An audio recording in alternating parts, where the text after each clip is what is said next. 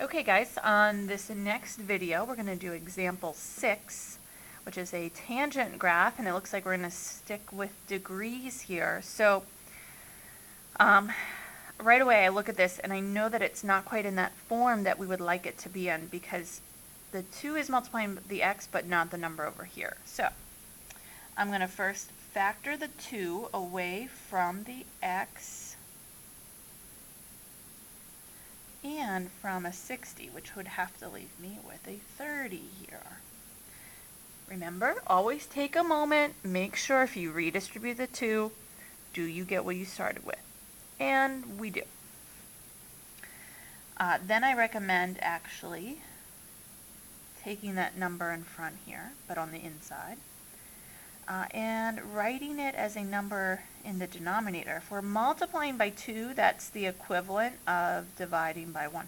Kind of weird to write it like that, but when it's in that form, it's really easy to come up with the scale change rule. Remember this number right here, that is a, and in our scale change rule, we're going to take the x's and multiply them by a.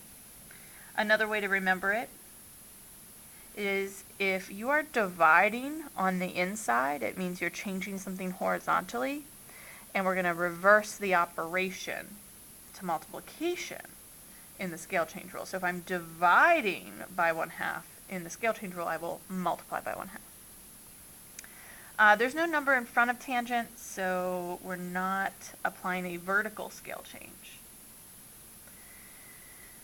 Translation rule. Let's see, we look on the inside for anything with the x's. We're adding 30. Horizontal stuff on the inside is always the opposite in the rule, so x minus 30. We're not adding anything on the outside, so that's just a y.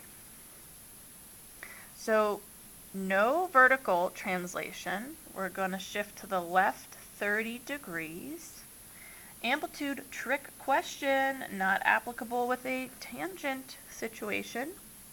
Also remember the period with the tangent graph, it starts out as normally as pi, or 180 degrees. We're going to do 180 degrees times a, which is 1/2, which means that the period is now going to be 90.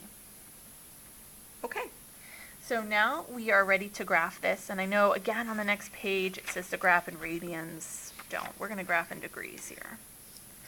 So, sorry. My paper's all organized, and there we go. So, parent function,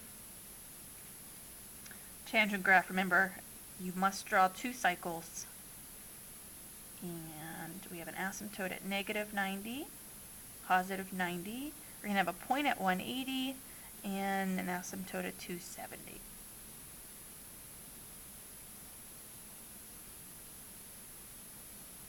We're going to go through 0, 0, and 180, 0, and it kind of looks like a cubic from there.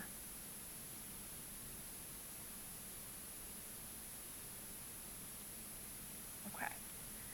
So I'm going to take this graph and apply the scale change rule, which says that we're going to multiply all of the x values by 1/2.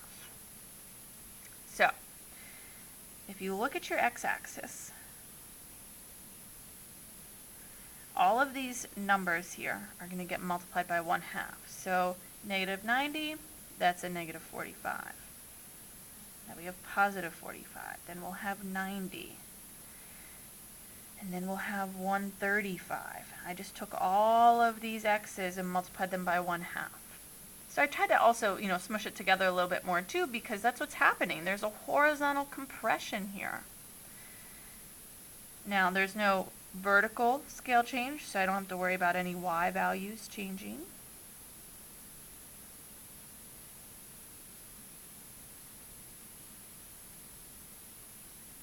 Make this an obvious point, and there we go. Now I apply the translation rule, which was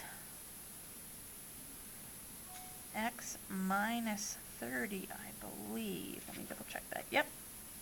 So now I'm going to take this graph and go to the left 30 degrees. So a little more over to the left here. So negative 45, when I take 30 away from that, it's at negative 75. Now this point used to be at 0, 0. It's now going to be at negative 30. This asymptote's now going to be at 15. So I'll try to get it somewhat evenly spaced here. We'll call this negative 30. 90 minus 30 is 60. And then 135 minus 30 is 105. And there we go.